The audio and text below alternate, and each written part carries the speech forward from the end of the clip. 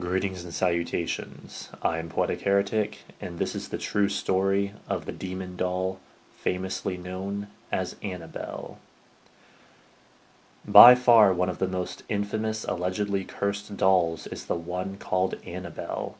Although appearing as a pretty normal-looking Raggedy Ann doll, and not particularly creepy, at least as far as dolls go, it is nevertheless steeped in deeply weird phenomena and spooky happenings.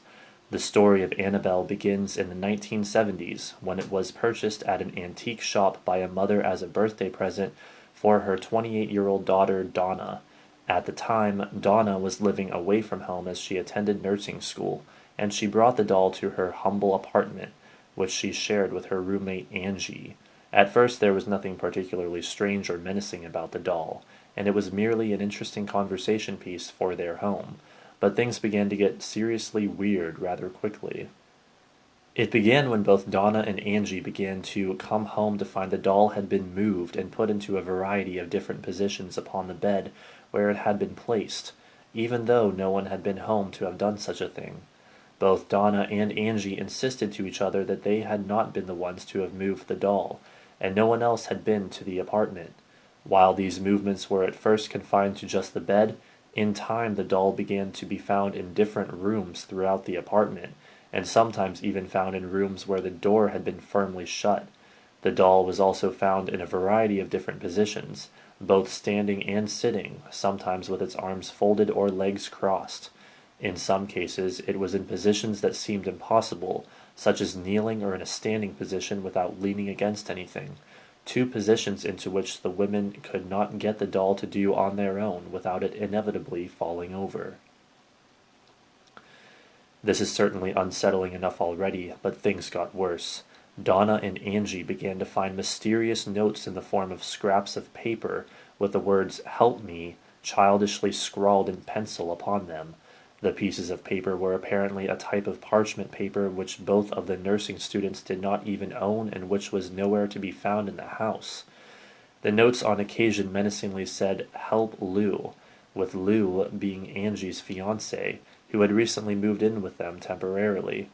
Before the two women had had time to really adjust to the profound bizarreness of the moving doll and handwritten notes, they one day came home to find the doll with what appeared to be blood on it, with a splotch of the red substance on the back of its hand and 3 drops on its chest. It was this macabre sight of the blood-stained doll that finally prompted the increasingly disturbed Donna and Angie to call a psychic medium for advice. When the medium arrived at the apartment, a séance was held and they were subsequently told that the doll was inhabited by the spirit of a 7-year-old girl by the name of Annabelle Higgins, who had apparently died on the land on which the apartment was located years before. According to the medium, Annabelle liked the two women, was not malevolent, and wanted to stay with them. Upon learning of this, both Donna and Angie, rather than freak out as might be expected, rather surprisingly decided to take sympathy on this seemingly harmless spirit and allow it to stay in the doll at the house. This was not a decision endorsed by Lou, who had always had a deep dislike of the doll, and in light of the medium's story had become convinced that it was an evil thing possessed by a demon. Lou insisted that they get rid of the doll, but Donna and Angie refused. Perhaps it was Lou's dislike of and desire to destroy the doll that brought on what happened next. In a decidedly dramatic account, Lou claimed that the doll had come to his room as he lay half awake one night to levitate up onto his bed, over his chest, and to fervently strangle him until he passed out. He insisted that it was not simply a nightmare, but the women he lived with did not believe him at the time. This would soon change. Not long after this sinister incident, Lou and Angie had been planning for a road trip that they were to take the following day, when they purportedly suddenly heard the sound of rustling movement coming from Donna's room. Lou is said to have waited until the sound stopped and then slowly opened the door to see Annabelle on the floor against the far wall. As Lou entered the room and approached the doll, he claimed that he heard a noise behind him but had turned to see nothing. It was in this instance that he abruptly doubled over in pain, grabbed his chest and fell to the floor writhing in agony, clutching at his midsection. When he got up and his chest was examined, there were found to be a series of 7 scratches, 4 of them horizontal and 3 vertical. Oddly, the scratch marks seemed more like burns than scratches, and they are claimed to have healed faster than usual, totally vanishing within a mere 2 days. It was at this point that Donna contacted a priest by the name of Father Hegan, hoping for some form of exorcism, who then turned to a Father Cook, and it was Cook who would take the case to the well-known demonologists and paranormal investigators Ed and Lorraine Warren, best known for their investigation of the notorious Amityville horror house. The two investigators came to the conclusion that the doll was indeed possessed, but not by the spirit of a little girl, but rather a malicious and evil demon, merely pretending to be one, possibly to get close to the two women and possess one of them. In response to this rampaging demonic force, Father Cook was instructed to carry out an exorcism on the house. Donna and Angie, wanting nothing more to do with the sinister doll, gave it to the Warrens, who accepted and took it with them in order to make sure it did not cause any more trouble for anyone.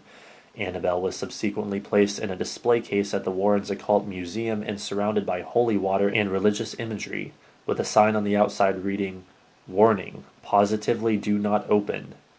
Annabelle can be seen at Ed and Lorraine Warren's Occult Museum in Monroe, Connecticut to this day, and so infamous has its story become that it has become the subject of one modern Hollywood horror movie called Annabelle, which is a dramatized version of the tale. Even now it is claimed that the doll moves on its own, sometimes appearing in different positions even when no one has opened up the glass case it rests within. According to the Warrens, the doll has even since its arrival at the museum been responsible for at least one death.